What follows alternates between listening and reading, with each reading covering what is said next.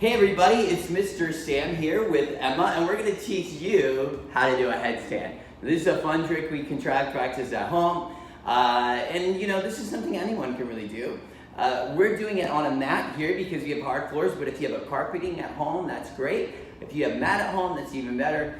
And if you have to put like maybe a thin pillow under your head, that can work too. It might be hard to stabilize, but you just want to get a little cushion under that head. So, to start off, Emma's going to demonstrate.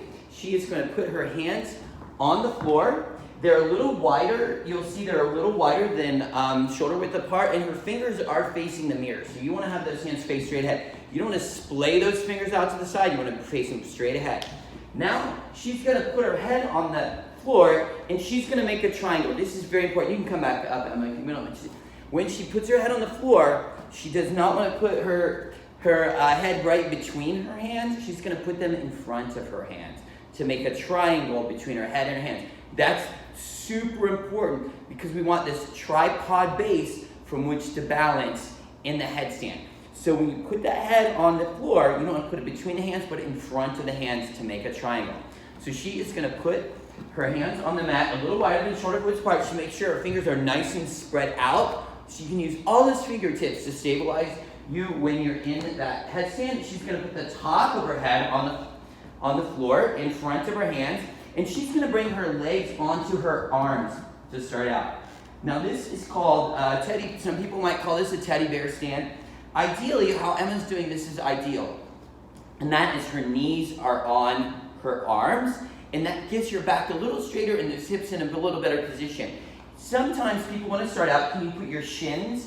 If you put your shins on your arms, it's not a terrible place to start. It will help you with your stabilizers and kind of get that balance going. But ultimately, what that's doing is it's rounding your back, and it's not really setting you up a huge success. So if we can start that way, but if we can get those knees on those elbows and get a nice balance there, that's going to set you up. Now from there, I'm going to have Emma come down because I want you to see what the headstand looks like from the side, because I think you might be surprised at where your feet have to be to balance in a headstand. So go ahead and push all the way up, Emma, with straight legs. There you go. Okay, now look at this position here. Emma's feet are a little forward, right? She doesn't like a handstand. She's not stacked up with shoulders, hips, and feet. It's not stacked in a straight line. Her feet are pitched a little bit forward. And that's because her center of gravity for her feet wants to be slightly towards that triangle, okay, towards the center of this triangle, so she can stabilize with her arms. What happens is, if she were to stack up like this, like you would do in a handstand, if her weight started to go this way, she would really have a hard time recovering because there's no way to, because her arms are this way, right? So you want to make sure that those feet are a little bit forward. You're maybe a slight pike, and that way it will help you stabilize in that triangle position, right? So she's centered over the triangle. Okay, now, sometimes it's hard to balance initially with your legs straight. Some people find it a bit easier to get their headstand in a straddle. So we're going to show you what that is going to look like. Now this is Emma doing her headstand in a straddle position. Now notice her legs are piked in front of her. Like I said before, this is setting her up for huge success for this because that weight is over her hands and she can use those hands to stabilize, right? So what you don't want to do is have that straddle like this. Much harder to balance that way. And actually, if you're doing this in a show or for an exhibition or something, it's really, it's just not as pretty from the audience point of view because most people don't have a perfect straddle, so you don't get that nice flat line. So can you come down, Emma?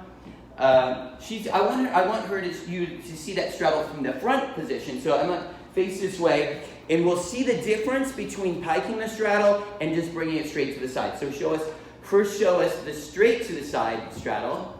Emma? Oh, she's showing us the pike.